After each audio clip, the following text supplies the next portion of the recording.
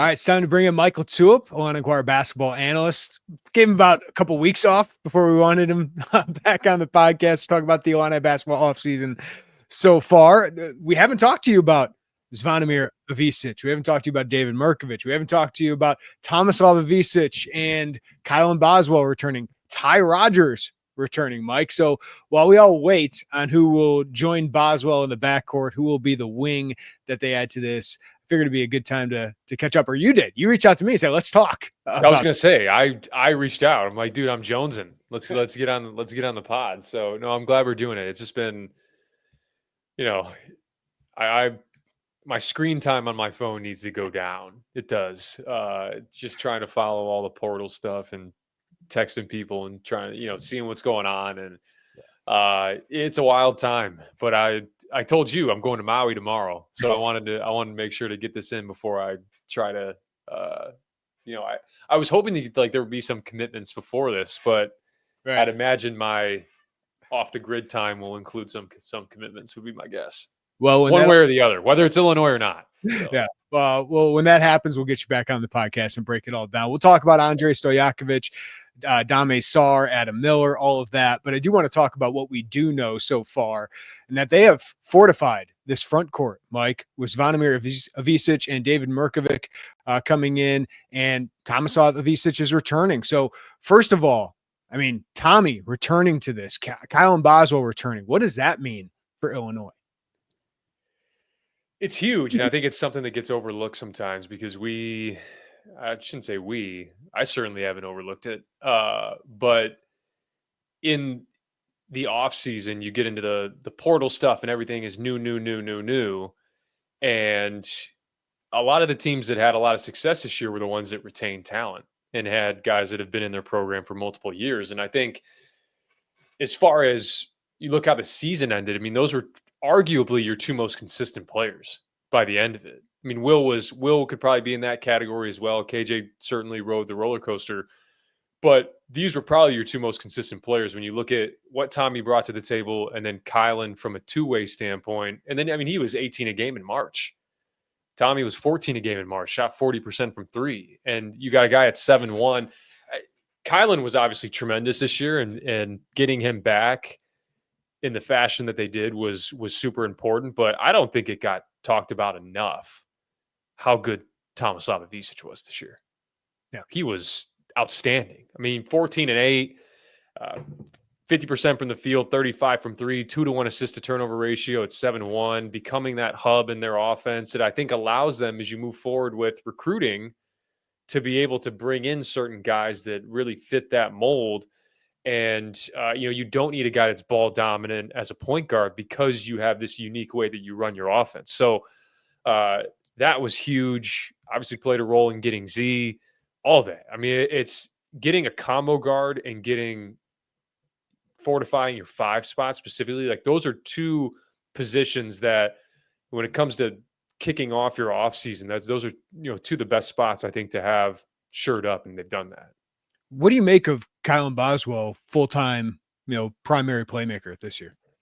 It's really not full-time, right? Because of the way that you have Tommy positioned in that offense. So you still have, it's not going to be as much as it was with KJ, where it's like you run so much high ball screen and those types of actions. I mean, they really, the second half of the season, went and played through Tommy. And I think there's going to be a lot of that going forward. So that gives you a little bit of leeway to not have a quote unquote point guard, because even a couple of years ago, you saw them combat that. They didn't really have a true point guard with Damask and Ty and Terrence Shannon, and they went to an Elite Eight. So I trust their ability to be, chameleons in that sense with what their personnel is. But certainly you still need to add more ball handling, add more guys that can go get you a bucket, all those things when things break down and those first actions don't pop. So it's, they're not built like a lot of other teams. Although when we talk about the big men that they've added and the fortifying of the front court, that's a lot of what you've seen in college basketball. Everything's cyclical. It feels like in college basketball, where all of a sudden it was how small and nimble can we get? And then as soon as college basketball phases into the 3-point era, you see a lot of teams that are like, how many possessions can we get back? It's offensive rebounding. It's extra possessions, and it's typically 2 bigs. Florida, 2 bigs. Houston, 2 bigs. Duke, if you want to throw Cooper Flag in that category, 2 bigs. Auburn, 2 bigs. I mean, you see the trend of what was successful in college basketball this year, and it was retention with multi-year guys, and it was really fortifying that front court for a lot of teams. How do you think Tommy and Kylan can get better? I would imagine this is the last year for Tommy. At the college level, we know it is for Kylan. How would you expect them to take a step forward this year? Yeah, I think with Tommy, he struggled towards the end of the year finishing around the rim. And just, some of his floater stuff, his touch stuff, which I thought was really good early on. And then once I think the competition ramped up, the length ramped up, like he's going to need to be a little bit more crafty, I think, around the rim and with his finishes, and maybe even seek contact a little bit more, because he is a good free throw shooter at his size. That's one area for sure. I think he'll be better defensively this year. I didn't think he was poor defensively at all. I think when you're 7'1" and you have the feel that he has and the hands that he has and the hand-eye that he has, that's all really helpful. I think he can take a step forward in that area. For Kylan, I fully expect him to shoot the ball better than he did this year. I think that was just a guy who was coming into a really new role. There was some of that he had at Arizona, defending and then being more of an off-ball guard, but you still have to find your way in new environments and in a new ecosystem. And I think that's why it's so important that he's coming back for a second year, because I think you give yourself a better chance to have more continuity and I think have a better start out of the gates, because that was really the thing for him. He guarded a high level most of the year, but offensively, he really struggled out of the gates trying to kind of find his way as the team was trying to find their way in terms of how they wanted to play. So now it's like towards the end of the year, he was really involved in a lot of that stuff we talked about preseason. We're like, can you get him as a cutter? Can you get him as a guy that's finishing around the rim at a higher rate, because it's not just head down, get to the basket. There's some of that, but it's also off of cuts and off of Tommy delivering those passes. And maybe it's Mirkovic delivering those passes. I think all that is possible this year. So he did a better job taking care of the ball by the end of the year. I mean, he made major strides. I talked about he's 18 a game in the 6 games in March. And in the biggest moments, in the biggest games, like he played well in that Duke game when nobody else did. He played well in the Kentucky game. He had 23 points in that game. He played well in the Big Ten tournament. So that is something you can carry into this year, where you have a guy that is obviously willing to rise in those big moments and should have a lot of confidence heading into year 2 in this system. All right, Zvonimir, Ivisic, what can he bring, and how can he and Tommy effectively play together? What do you think of how that'll happen? Is it going to be just one of the best rotations of 5 men with the Twin Towers, or do you actually see some lineups where this can be really effective? Yeah, I think you'll see lineups where they're together for sure, depending on, I think, the opposing team's personnel. I do think you'll probably see him more rotating in for Tommy a lot of times, just because that gives them a little bit more, I think, balance at that 5 spot and balances out, I think, the rest of that front court rotation. So I think that's a key component here. I mean, look, he's freakish at 7'2". I mean, he moves really well. He's a better athlete than Tommy. There were super high highs at Arkansas. I mean, he had a game against Alabama. He had 27 points, 7 rebounds, 3 blocks, 3 steals. That doesn't just happen, right, to anybody. But there were low lows too. I mean, the early January, there was a 5 or 6 game stretch. He was playing like 6 minutes a game. And so I don't know if early on in the year, Cal really knew how to utilize him. He finally started getting him to more pick and pop stuff. A lot of it was like short roll early. But they finally started to figure out how to use him. But by that point, they really leaned into Adu at the 5 spot. So he didn't have a ton of continuity with what his role was at Arkansas. I expect him to have a little bit of more of that. But still, the question mark for me with him, and this is why you have to be careful with the personnel and where you put him, is defensively. Like he is a guy that the reason why I like him at that 5 spot is because he can protect the interior, alter shots around the rim. at the 4, depending on the other team's personnel, like he does struggle in space on the perimeter. I mean, he's 7'2". He struggles in space on the perimeter. He has some really like spacey moments, off the ball, especially. So that's something you got to be mindful of. But I will say, as a rim protector and a shot alterer, this is a dude that had almost 2 blocks a game at 19 minutes a game. I mean, it's pretty obscene production as a rim protector that he had. I'm curious to see how they get the most out of him in that department, because it's surely an asset. You know what I think of from the human element of this? I mean, this is going to be a big story, like national story, that these two twins are playing together. This doesn't happen all that often, but I think of the personal aspect of this, like how much more comfortable they'll be together, rather than apart from each other, apart from the family. Like I always think about what the impact of that could be for these guys. Mirkovic too. Yeah. I mean, these are all guys that played in the same ecosystem. And for Z and for Tommy, you can't overlook that familiarity. That's as familiar as it gets. You know what I mean? I think it's a feather in the cap for this staff and for Brad and for the program, because clearly Tommy enjoyed his time enough and felt that the staff got enough out of him in his year here to be able to pitch it to his brother and have his brother come to Illinois for his 3rd school in 3 years, and really think, hey, this is where you can have a home. And maybe if Tommy does leave, like you're saying, after a year, maybe it's year 4 with Z. So that's again, it's being able to straddle those 2 different paths of like, yes, we want to win and win now, because they did it last offseason. Like, bring Kylan in. Can we get multiple years? Can we get multiple years out of Tommy? You've done all that last year, and you've seen the fruits of it this offseason. Now can you have another successful season and also set yourself up for the years to come?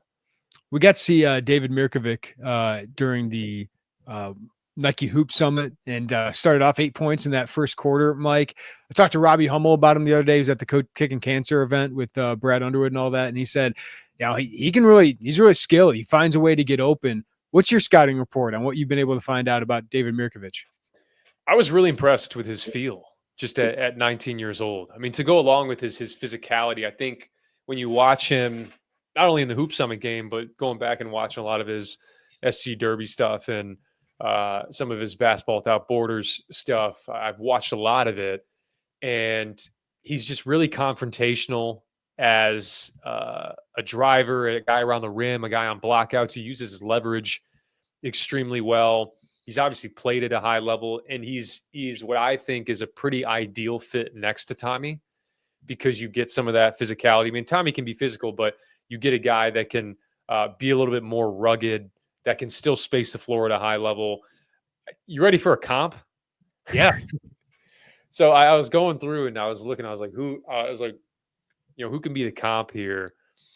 And I went through a number of different guys, and this won't be a sexy comp by any means, but Maxi Kleber, a guy for the Mavericks. I think he may actually be with the Lakers now, in that he was a part of that Luka trade, but can space the floor. He's a little bit taller than Mirkovic is at 6'10", but still not a high level athlete, but spaces, can process, can make reads. There's a reason why he's carved out a role in the NBA. I mean, that's kind of the archetype, I think, for him. He's probably even a little bit more rugged and physical than Maxi is, but I like that role for him this year.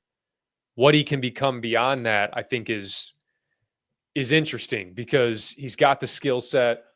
That Basketball Without Borders, I think it was Basketball Without Borders 2 years ago. Kaspers was in it. There were a number of guys that were in it. He led in scoring. So like, he's not just some, hey, every now and then he can fill it up. And we saw him scoring bunches in the Hoop Summit as well. I mean, it's low maintenance stuff. You don't have to center your offense around him. He gets a lot of stuff off of doing the dirty work, off of making quick reads and quick finishes around the rim. And that's all stuff that I think plays at this level to go along with the physicality and the size. I really like the addition, and I know that from what I've heard from a lot of people that are connected over on the European side, they really like it too. Yeah, he's one of the most highly regarded European, 19-year-olds that's going to be playing college basketball this year. And what stands out to me is he's got some toughness, Mike. Yeah. There's some physicality there. I know the Europeans get a certain soft kind of, I guess way of that they play, but I don't see it with Mirkovic. And the other thing about him is whenever he plays people his age, he produces. Like, he puts up huge numbers when he's playing guys that are his age. So he's played just like Tommy against older guys. I think that'll benefit him, but I don't think he'll have a big problem playing against good, talented college basketball players because, when he goes up against the best European players and even against some of the best U.S. players at that Nike Hoop Summit, he performed. And I think out of all the three guys that you brought in internationally last year with Tommy, with KJ, and with Will Riley, I think he's going to have the quickest adjustment to the physicality than those, even compared to those three. I mean, those three, I think eventually got it as the season went on, but I think he's a guy that pretty out of the box can be ready for the physicality that's required for not just Big Ten play, but when you go through non-conference play in November and December playing against some high-level SEC teams and, just really good teams around the country. I think he'll be ready for that. Guys, summer's not that far away. So make this your best season yet with nutritious 2-minute meals from Factor. Eating well has never been this easy. All you have to do, just heat up and enjoy, giving you more time to do what you want. Get outside instead of prepping and cooking indoors. Use Factor meals because they arrive fresh and ready to eat, perfect for any active lifestyle. And with 45 weekly menu options, you can pick gourmet meals that fit your goals. Choose from Calorie Smart, Keto, or my favorite Protein Plus, and many more options.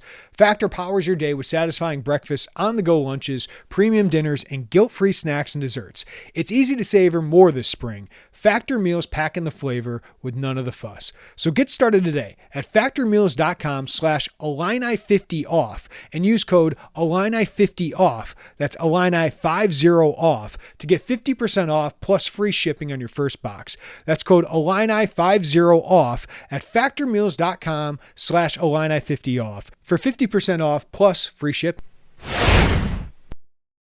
All right, we got to bring up Ty Rodgers returning. This was not on my offseason bingo card, to be honest with you, Mike. So how surprising was this for you? And what do you think his impact can be on the team that they're putting together? It was surprising. Let's be honest. It's not because it has nothing to do with Ty as a person. Right. It has everything to do with the history with these types of moves that are made. I redshirted my senior year. That's right. With the intention to transfer. I wanted to be a graduate. I wanted to graduate, but I redshirted my senior year. And so Sincere Harris, redshirt and was out of there. We've seen it across the country in different, with different cases as well. But I thought they missed some of his versatility this year. I thought they missed some of his activity this year. I think they missed, for a team that really put an emphasis on offensive rebounding, given the 3-point shooting. I mean, that's a guy that would have fit in nicely to that. I think you missed some of his rim pressure. I mean, his ability to attack certain matchups and get to the rim, all that I think was really missed and could have been of use to this team this past year. But now you have a guy that's spent a year developing. I think it gives him probably a little bit of a reset to be able to say, hey, you know what? And it's refreshing too, because you have all these guys. I won't even name the names because we had one depart this year in the offseason, but all these guys are like, what? Like, I need to get all these different things out of my game that I don't currently have. And where can I go and where can I find that? And the best players, the teams that have the highest value to their team, are the ones that like truly know who they are. Mm-hmm. And Ty wasn't like, hey, I need to go somewhere else to shoot 6 threes a game to prove that I can do it. It's, hey, how can I contribute to winning right now? And Ty Rodgers contributes to winning right now, doing the things that Ty Rodgers does and getting great at the things that Ty Rodgers does. I mean, it's lost on, I think, a lot of players this year. And sometimes it's not the players' fault. Sometimes it's the people that are around the players. They're like, well, you need to do this to get to the next level. It's like, no, the next level just wants to see you be really good at your role and be efficient at what you do. Mm-hmm. So I think him buying into that, to me, him coming back is him buying into that. Because I think he's going to play a very similar role that he played the Elite 8 year. But also, it's another year with Fletch. It's another year, presumably on scout team. And there's an effect that scout team can have just with your confidence. And it's a time for you to like truly play free of mind, see some shots go in, experiment a little bit That with sounds what like it's you can coming from do. personal experience, Mike. So can you take me in? Like what a redshirt year is like, whether you think you're transferring or not. You should have seen the Kipper Nichols redshirt year. He came in halfway through my senior year. I think he came halfway through my senior year. And we were like, this guy might be here for 1 year. Or this, like, the stuff he was doing on scout team was like he was Anthony Edwards. Yeah. And so, you have the ultimate green light, you have the ultimate responsibilities, like, and you kind of put yourself in the mindset of like, hey, I am this player on this other team. And I can't speak on what that did for Ty, but there's a certain part of it where it's like, you have the ultimate wind at your back, and you'll probably reaffirm to yourself the type of player that you are. And again, that maybe sounds like it's doing all these things that you didn't previously do, but no, it's getting even better and getting more confident at the things that you're currently doing. So, because they'll always position for scout team, it's like, hey, like they're not going to make Ty the shooter on the other team. He'll be more like the slasher, the guy that gets to the rim. So all that I think is really good for him. And I liked my redshirt year because every time we went on the road, Fletch and I were seeking out like the fitness center, and he and I were just attached at the hip. And what that did for me, not only just for practice and for scout team, all that stuff, but what it did for me, honestly, setting me up for my next venture, I guess, as a fifth year was huge. And it's something that, for Fletch, I've talked about on this podcast. Like, I'm indebted to him for my life, for the habits that I think he helped build. So all that's really important. I'm excited to see him as, grow in the role that he has, but also he's going to be a secondary ball handler when I think, the ball's not in Kylan or Tommy's hands.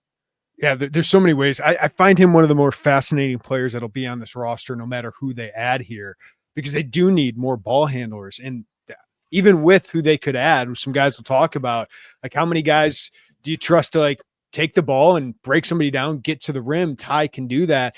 And then defensively, Mike, like the roster right now does not have a lot of plus defenders. We know Boswell can be one. We know the big guys in their roles can really help, but on the perimeter, like, Ty's going to make a big impact, and he's just one of their better athletes that'll be on the roster. So he's just going to be an interesting piece because he can fill a lot of the gaps that this roster looks like it's going to have. He can, and I think there are a lot of questions around this team defensively. In a way, I think part of it is everybody's looking at the front court and they don't see a ton of mobility. But you can combat that with a really good point of attack defensively. And Kylan is that. And Ty also can be that. I think he's shown that in glimpses the first couple of years. And I think he can really take a next step this upcoming year as a defender, which I think I'm really excited about as well. So that helps. That allows you to not get knifed and then have that lack of mobility. Because you got to think about it, right? And I'll try to break this down. Let's say you have Big Z out there, Mirko out there, Tommy out there. We always think of a lack of foot speed as just simply on the ball. But how does it get there? And it gets there when, you have Kylan Boswell and these guys are at the point of attack defensively. If they get knifed and beat off the dribble, now these guys, Mirko and Z and all these guys, you got to come in to help. And then when that ball gets kicked to your man, now you're getting driven off a long closeout. And that's where the foot speed really shows up. Whereas if you can keep and bottle teams up and have a really good point attack defensively, get through ball screens, not have to rotate as much or help and recover as much, now it doesn't matter as much, the foot speed. Because now you're making teams play in close quarters, and now that size really matters because you're big in gaps, you're big around the rim, you're big altering shots. So a lot of it, I don't really think about those bigger guys and moving their feet as much as I'm thinking about how the backcourt and how the wings help combat that. Because if they can combat that, it becomes less of an issue on the back end. All right. Brad Underwood told me last week he wants Ben Humrichous back. What do you think of that possibility, Mike? I like it. You know, I like it. That's a hot take out there. We're some. Yeah, and honestly, let me break this down for a second, because the Ben Humrichous discourse, I think, has gotten to levels that are just complete insanity, to be honest. I'll probably get crap for saying that, but you gotta just think about this for a second. And I'll make the comparison because I think it's important. Last year, Ben Humrichous was the 106th ranked transfer. Okay. It's 14 a game at Evansville, shot 42% from three, 41% from three, whatever it was. Cade Tyson was the 34th ranked transfer. 16 a game at Belmont, 47% from three, goes to North Carolina, averages 2 points a game, shoots 29% from three, and he's transferring again. Mm-hmm. Ben Humrichous is talked about like that. That's not the season that Ben had.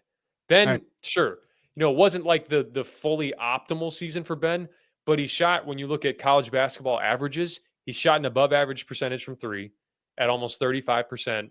I thought he really made strides defensively at the end of the year. And the reason why I really like this is because you're not depending on him to be your third guy, to be your fourth guy. I mean, this is likely going to be an off the bench role.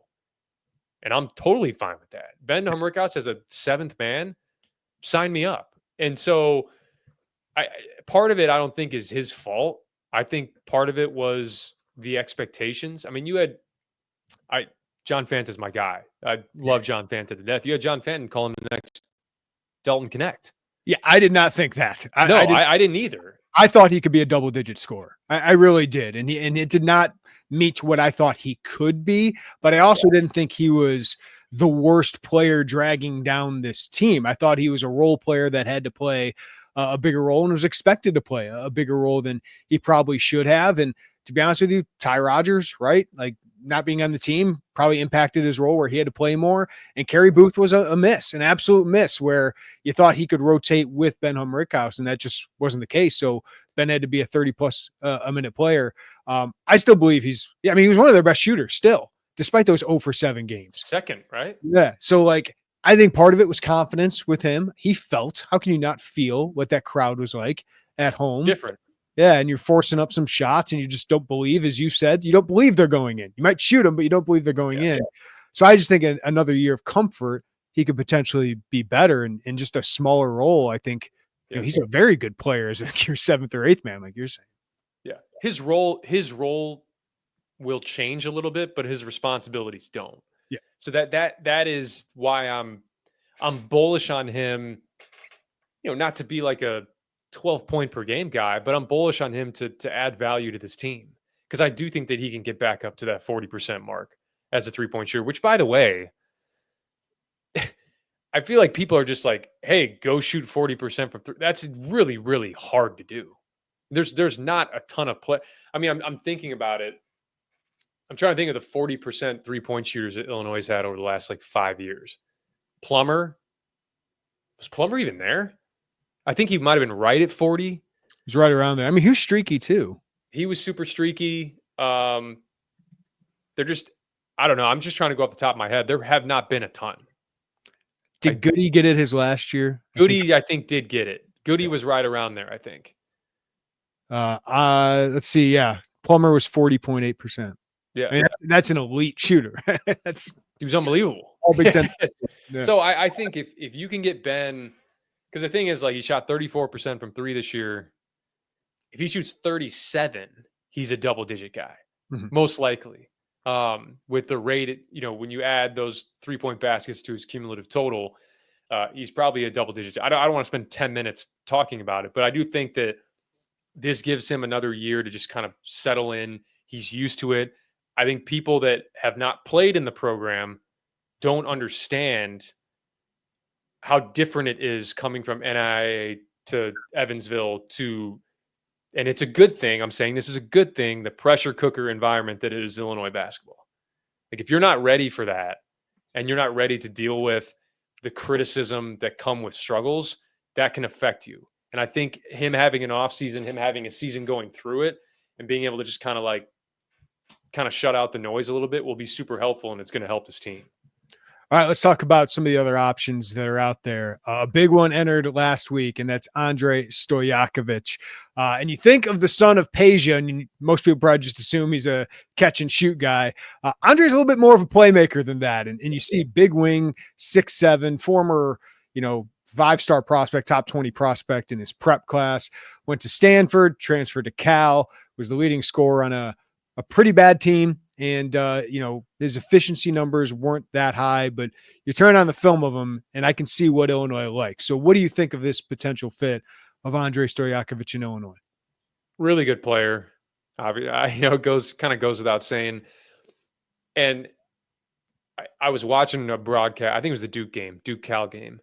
And Corey Alexander had mentioned on the broadcast, and it played out this way to the end of the year. But I think in terms of like his stat line between like points, rebounds, steals, blocks, like it was him and two other guys that had that stat line for high major teams.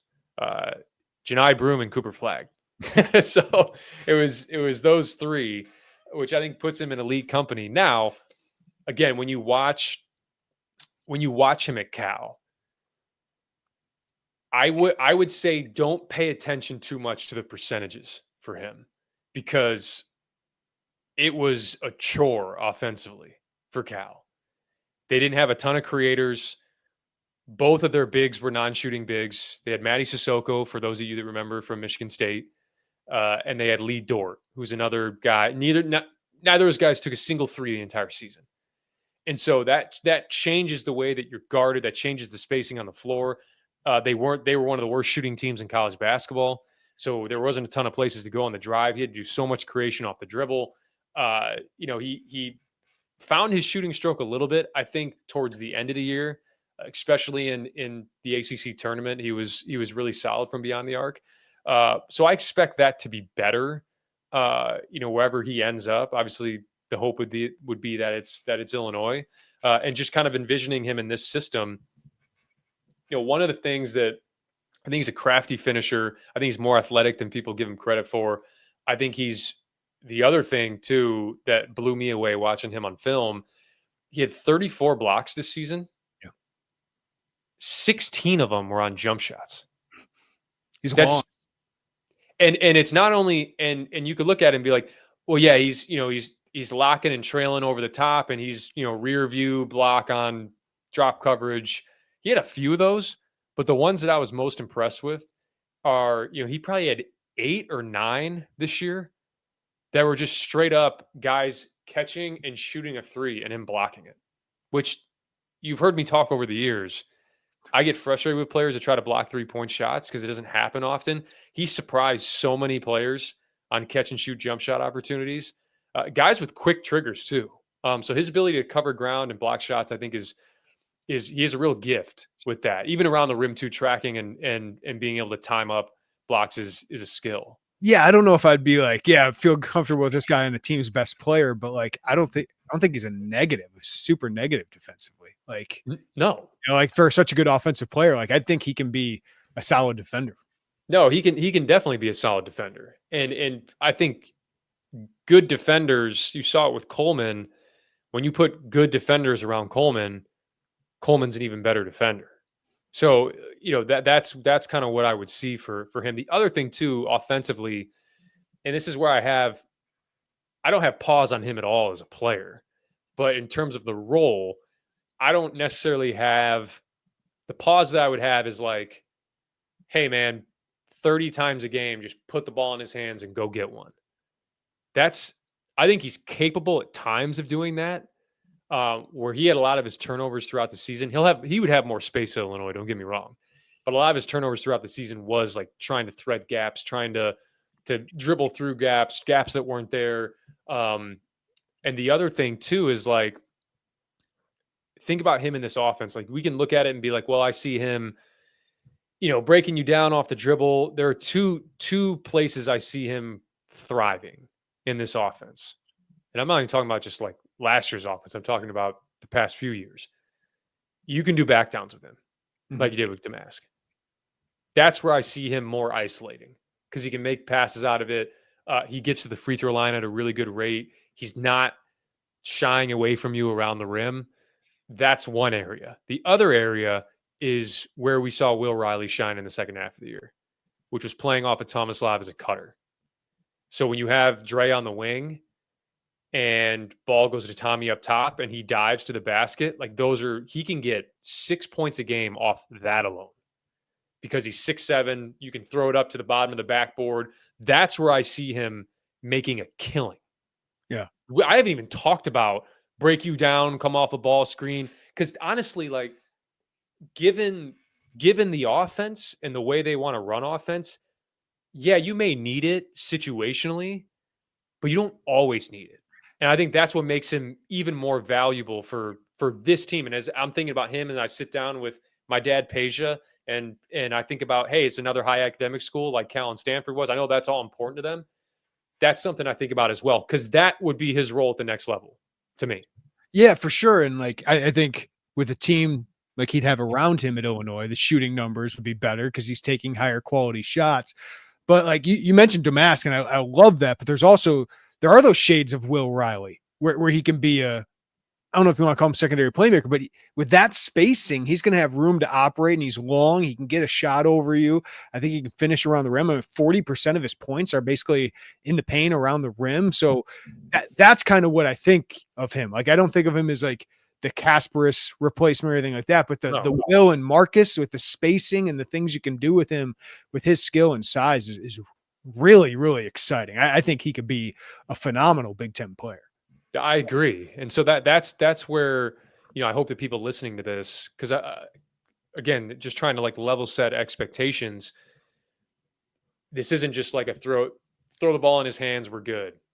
This is a really, really great system fit if it happens. Really great. And I think the outcome for Dre too is really high. Like it's a really, really fantastic outcome for him if he ends up at Illinois, because of what they can do with him offensively. So like, and the free throws are important. We've seen that over the years when you have a guy that can get to the line and get to the line consistently.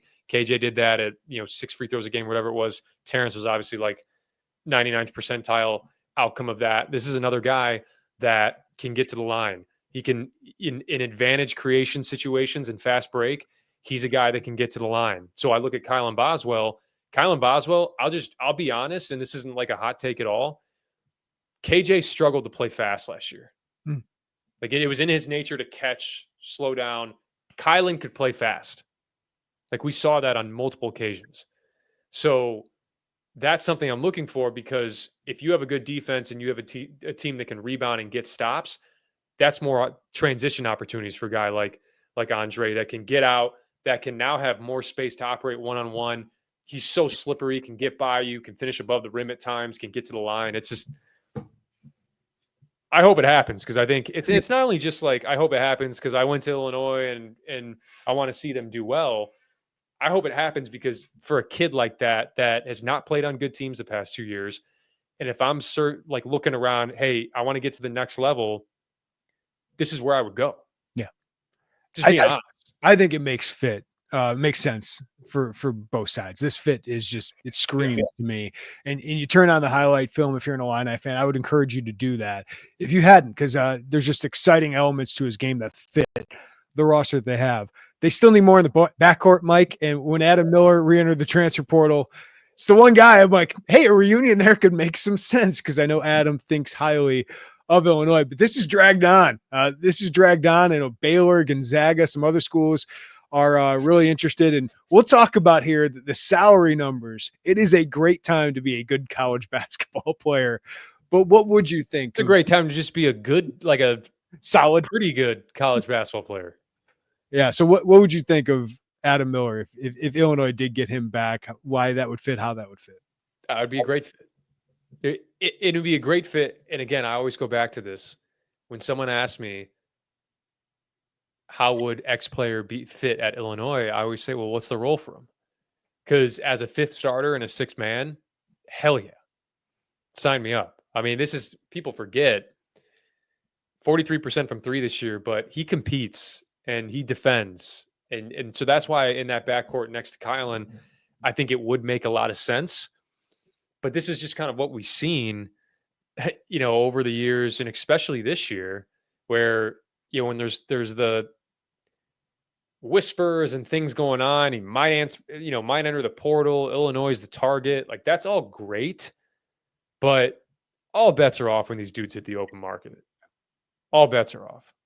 I mean, it's just because now you have so much involvement with people that are around the kid. That's not just Adam. That's a lot of players. Mm-hmm. I think it'd be such a good fit for him, especially if he wants to come back and wants to win at a high level.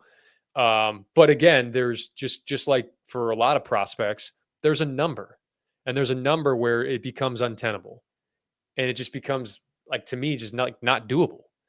And when you have teams that are willing to pay 2x, that's fine. I mean, that's not whiffing on a player, because there's a finite amount of money that you can go after, and you still have, the really big fish that you want to go after. So what's the timing of that, and how do you get it done? Because, like, look, I think people mistake patience for dormancy. And then you get into the portal, like when commitments start firing off at the rate that they fired off here in April. I mean, it's no secret, guys are committing earlier to really beat the house settlement, get their money early. I think there's FOMO from fan bases. You just want to be involved in it. You just want a commitment. You don't really care who the commitment is. You just want one. Because what you see, Purdue brings guys in, like Michigan's bringing guys in, and you feel like you're falling behind, when really, like we've seen, it's been like, if the past 2 off seasons haven't been an indicator, 3 maybe, it's rarely in April with Illinois. Yeah. I mean, 2 years ago with Coleman and TJ, and then last year with KJ and Will, and like the Tommy thing took forever even just to get past. So yeah, I wouldn't worry about that, because I think they've proven that they can deliver, late in the offseason months. But again, like when you look at how you value these players, like I think you can say like, well, this is what the market is for them. Cool. But like, how do you value them? And how does that factor into your cap? How does that factor into how much the percentage of which you want to give this player, as far as like what your entire allocation of money is? Because I think that is a conversation. I've talked about it last year. I'm like, I hope it becomes more of a conversation, because, all commitments aren't the same. Yeah. You can get a value commitment. Like, I think, they've gotten in a number of areas because they've kind of circumvented the American market by going international. And now you have, like, I was thinking about this, not to like go on a tangent here, but when you look at how a program brings in players, or like, when I talk about like, hey, what number is too much? It's not only just like, hey, we don't want to get involved because that number outweighs what that guy can do for us, or what his performance will be on the floor for us. There's 2 other areas that I think aren't talked about enough. You obviously want to secure commitments. Great. You have the money to do so in certain cases. Great. But the 2 most important relationships you need to protect are your donors and your current players. Those are the 2. Because without those 2, you don't have shit. And so when you think about a price that's rising and rising and rising for Adama Sarr, yeah, young, raw, like you won't see the best Adama Sarr. Some NBA team will. You won't see it. I love him. He's awesome. I think he's got some Wiggins to his game. I think he's going to be in the NBA for a long time. But as you said, Mike, like I don't think he's even as ready as Kaspers or Will, right? Like coming in here. So that'd be if that's your go-to investment, your heavy investment of millions of dollars in a one player, there is downside to that. And as you say, like going back to your donors the next time, when it's like, yeah, Adama Sarr is really talented. He's a draft pick, but how did he help us this year? You go back to the table, let's say, and I'm just randomly talking about Adama Sarr here. Yeah. Let's say you go back to the table 3 times. It was 1.8. Now it's 2.5. Now it's 3.5. Now we've gone back. I mean, this is like it's in sales. You do it all the time, right? Like you go to pricing to see if you can do this price, but when you go and talk to pricing, it's like, hey, I'll go here, but like you need to close, like this needs to close. So there's 2 sides of it, right? Like you come back 3 times to the table and get these commitments, and then either the commitment doesn't happen or it does happen, and the price went up so much that the player probably can't live up to it. And then what does that do for the donor the second time around? Yeah. Next year, are they a little bit more guarded when it comes to their pockets? That's one. The other thing is numbers are more public now than ever. That's right. So what did you retain your guys for? What did you retain Kylan for? What did you retain Tommy for? They got phones. They got social media. You go and get a guy that's comparable to them at 3x. Like that's stuff you got to protect as well, and stuff you got to be mindful of as well. And I think they are. So that's, again, it's about relationships. It's about retainment, all that stuff. But I think it's just something that gets overlooked because people they want commitments, and they think, hey, we got money, just use the money. There's other factors at play.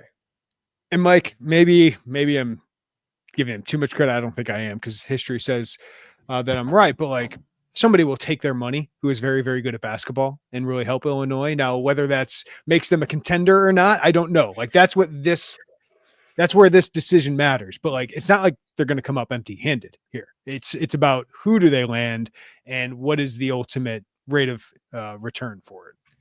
Well, you could look at it as are they coming up empty-handed with a big splash late? I guess it could happen, but as far as the whole offseason, they haven't come up empty-handed because they got your two, I think, most consistent players by the end of the year back, and retain. So that's like I talked about, it's a really good starting point. But yeah, I have full trust that something will get done. Something will get done. And so I'm hopeful, like all the guys that we talked about, really ideal fits. And like the thing that makes me excited is it's not just an ideal fit for Illinois. I think it's an ideal fit for the player. Yeah. Now, in an Adam Miller's case, if the price gets 2x and you're a guy that's probably not going to be an NBA guy, all the homecoming stuff sounds great until that, those dollar amounts are put in front of you, and then not so sure. I do think of the story of Adam Miller coming back, like the value of that for him. It's great. To win. Two, like I thought of this the other day, like where does Trey White go when he wants to go back to a game, Mike? Like, we talked about this. We talked about this. I don't think when you look at the psychology of college players nowadays, I mean, everything is 5 feet in front of them anyways. Yeah. Like guys aren't even thinking about the basketball fit for schools. They just like, what's the money? Let's go.